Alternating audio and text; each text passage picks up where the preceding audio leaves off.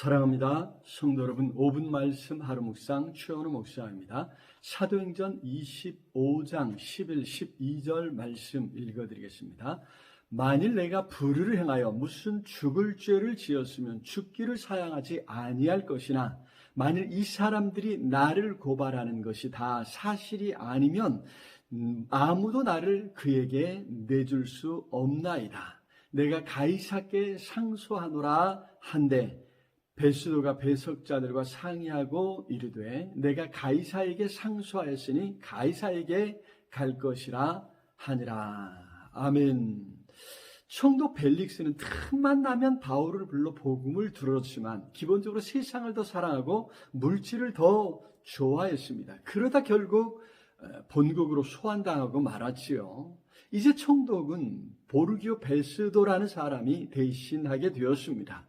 그래서 유대인들은 새로 부임한 베스도 총독에게 바울을 예루살렘으로 옮겨주기를 청합니다. 전에 계획했던 대로 예루살렘으로 오는 길목에서 죽이려는 심산이고 혹 실패하더라도 예루살렘에 있으면 그들에게 훨씬 더 유리하기 때문이겠지요. 결국 예루살렘은 대제사장들과 서기관들로 구성된 사내들인이 주도하고 있지 않습니까?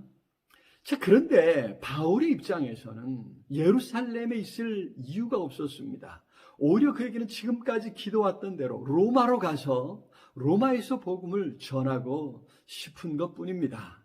하나님께서도 바울을 로마로 보내주겠다 이미 약속하셨습니다. 그래서 바울은 로마 시민에게 주어진 특권에 따라 황제인 가이사에게 항소했습니다.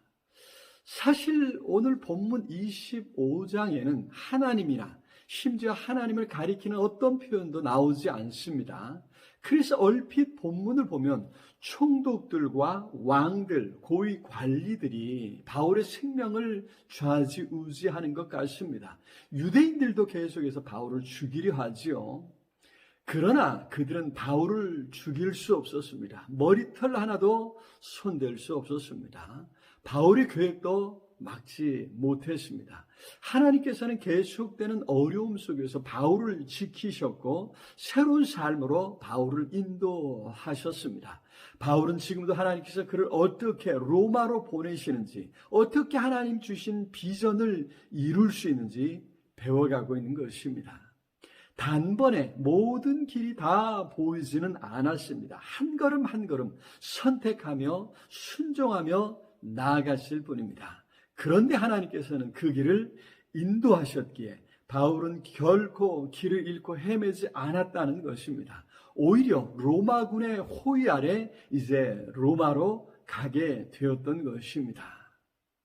우리는 삶의 주권이 하나님의 손에 있음을 알게 됩니다.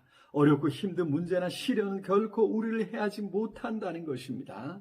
우리를 해하는 것은 오히려 믿음으로 반응하지 못하는 우리의 연약한 믿음 아니겠습니까?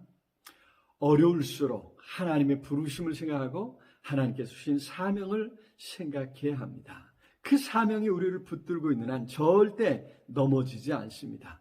그 사명을 생각하며 순간마다 하나님께서 지혜 주시는 대로 선택하며 나아갈 때 바울을 인도하사 로마로 가는 길을 열어주셨던 하나님께서 오늘 우리의 길도 열어주시고 형통하게 하실 줄로 믿습니다.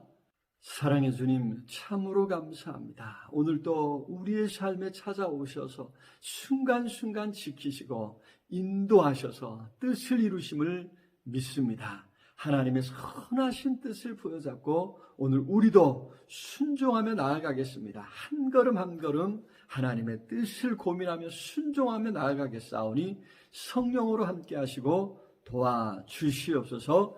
예수 그리스도 이름으로 기도드리옵나이다. 아멘. 오늘도 우리 주님 안에서 승리하시길 기도합니다. 사랑합니다.